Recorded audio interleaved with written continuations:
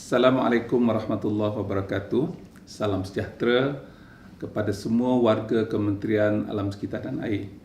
Pada hari ini saya ingin berkongsi pandangan saya tentang cara hidup lestari dan saya ingin membacakan sebuah puisi daripada kumpulan puisi Zaini Ujang Kunih yang berjudul Lestari. Puisi ini pun berjudul Lestari. Ya, dan puisi ini saya tulis pada 27 Mac 2018. Mari menghayati budaya hidup lestari, mengurang pencemaran, meningkat jati diri, rendah karbon pembangunan insani, pemikiran hijau berfungsi bestari, tindakan berhemah bersalut budi, amalan mulia manfaat bergenerasi, melaksana amanah dirahmati ilahi. Dalam puisi yang ringkas ini ada beberapa frasa penting yang saya fikir perlu difahami oleh semua warga Kementerian Alam Sekitar dan Air. Pertama sekali, pada baris yang pertama ialah menghayati gaya hidup lestari. Gaya hidup lestari itu bermakna pengurangan pencemaran secara gaya hidup, bukan secara perundangan, bukan secara rasmi.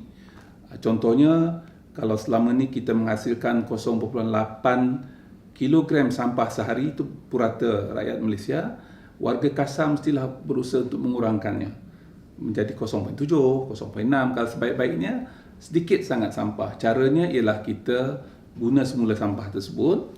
Contohnya kertas, kita gunakan untuk pelbagai tujuan. Kalau di rumah kita ada minyak masak, kita recycle balik minyak masak tu, boleh hantar ke tempat-tempat pelupusan minyak masak yang kita boleh jual pun.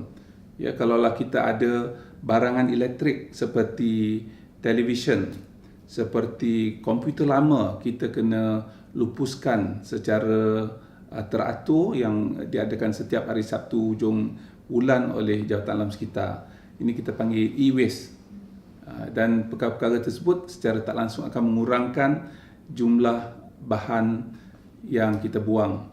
Dan ini sangat penting sebab semakin banyak barang yang kita buang di dalam tong sampah, semakin sukar untuk kita menguruskan sampah tersebut.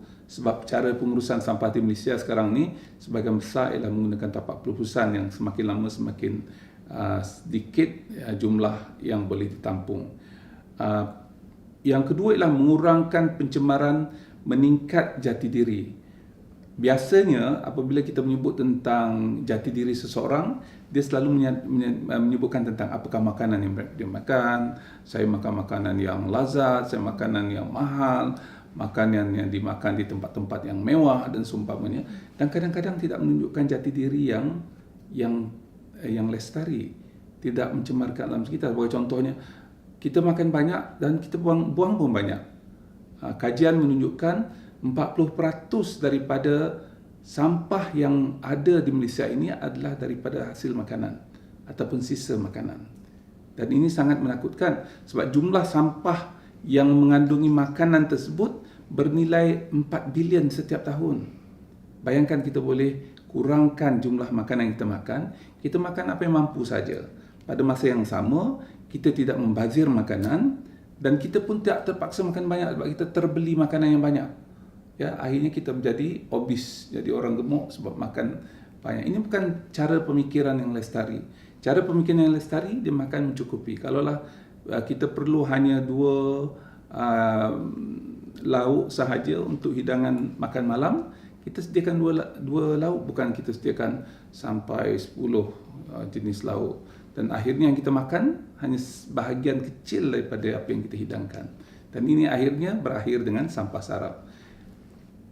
Yang disebutkan meningkatkan jati diri ini ialah kita berhemah dari segi penggunaan.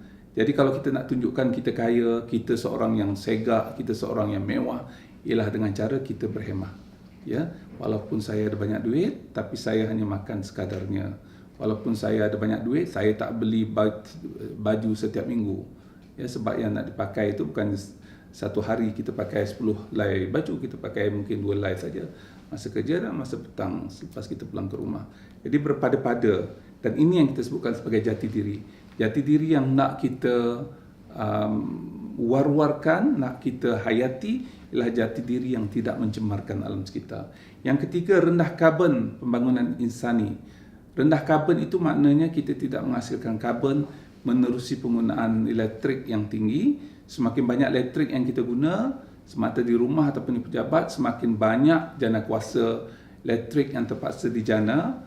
Dan ini di Malaysia, dalam konteks Malaysia, sebahagian besar daripadanya adalah daripada bahan api yang menghasilkan karbon yang banyak. Contohnya arang batu, gas. Dan ini secara tak langsung akan meningkatkan kandungan bahan-bahan karbon dalam atmosfera yang menyebabkan peningkatan suhu bumi.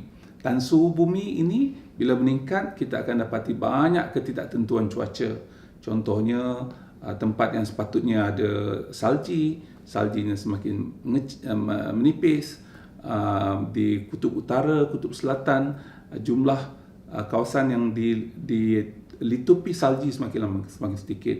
Dan apakah implikasinya? Implikasinya dia akan meningkatkan suhu atau meningkatkan paras air laut, dan paras air laut ini juga akan menyebabkan pantai-pantai kita akan mudah terhakis. Sungai-sungai kita akan dinaiki oleh air daripada laut dan menyebabkan sungai tersebut menjadi sungai air masin, bukan lagi sungai air tawar. Dan ini menyukarkan kita untuk mendapatkan bekalan air di masa hadapan. Dan pulau-pulau kecil, itu juga dengan bandar-bandar besar yang di pinggir laut, dijangka akan ditenggelami. Sebab itulah banyak negara sekarang ni, sebagai contoh Singapura, Indonesia, mereka telah buat tindakan yang sangat drastik. Indonesia mengubah ibu negara mereka daripada Jakarta ke sebuah pulau lain di tempat lain di Kalimantan, sebab mereka tak boleh buat apa-apa lagi dengan keadaan sekarang di Jakarta dengan kependudukan yang tinggi dan kedudukan dalam tempoh 50-100 tahun akan datang. Jakarta mungkin sebahagian besar di bawah paras air laut. So ini adalah disebabkan oleh peningkatan karbon dalam atmosfera. Dan kita nak pastikan yang warga Kasar, sebab Kasar bertanggungjawab untuk melaporkan perkara ini kepada kerajaan dan kepada United Nations Framework Convention on Climate Change. Setiap 2 tahun kita mesti pastikan yang kita ada peranan, dan warga Kasar mesti menunjukkan leadership, menunjukkan contoh teladan yang baik. Frasa keempat ialah berkaitan dengan pemikiran hijau berfungsi bestari. Pemikiran hijau itu maknanya bukanlah hijau warna daun sahaja. Hijau ini maknanya warna lestari, warna yang kalau kita nak buat perbandingan adalah lawan kepada pencemaran. Jadi bila kita kata pemikiran hijau, pemikiran yang kurang menghasilkan bahan cemar, penghayatan kita mestilah secara tak langsung akan lebih berfungsi kepada aspek-aspek yang telah kita fahami daripada sains dan sebagainya. Sebab itulah disebutkan perkataan bestari di sini. Bestari, orang yang berfikiran hijau ini orang yang bestari, orang yang ada fundamental dalam bidang sains, dalam bidang falsafah, begitu juga dalam bidang pertumbuhan ekonomi yang sustainable, yang mampan. Tindakan berhemah bersalut budi. Jadi siapa yang mengurangkan pencemaran, siapa yang mengurangkan pelepasan karbon, mereka ini adalah orang yang berhemah, orang yang berbudi. Berbudi kepada semua orang. Kita mungkin tak banyak duit nak bagi kepada orang miskin, orang yang memerlukan, tetapi kita boleh mengurangkan pelepasan karbon, pada masa yang sama mengurangkan risiko akan datang bencana semakin berkurangan, insya-Allah. Dan mungkin kita sebagai individu tidak terkesan sangat kepada keseluruhan penduduk dunia, tapi kalaulah kita sebagai sebuah kementerian, kita sebuah keluarga yang besar, kita insya-Allah akan dapat sama-sama membantu memastikan bahawa pencemaran ini dapat dikurangkan.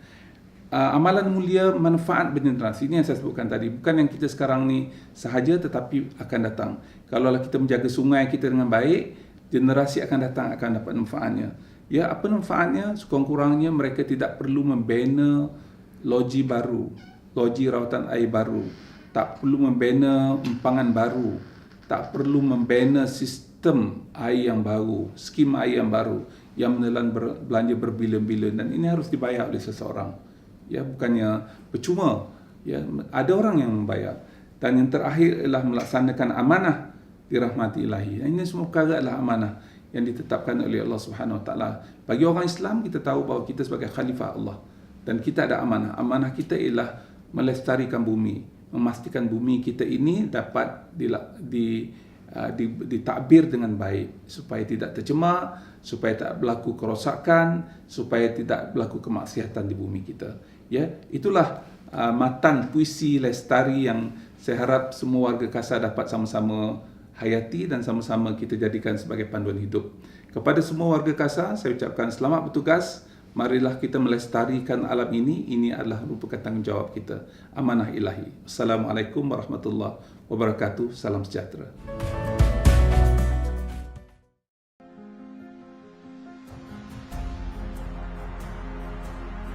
A huge number of species are now on the brink of extinction.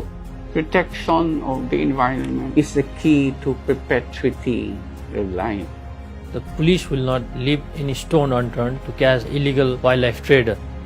By fighting transboundary crime, we can live in the safer and better planet.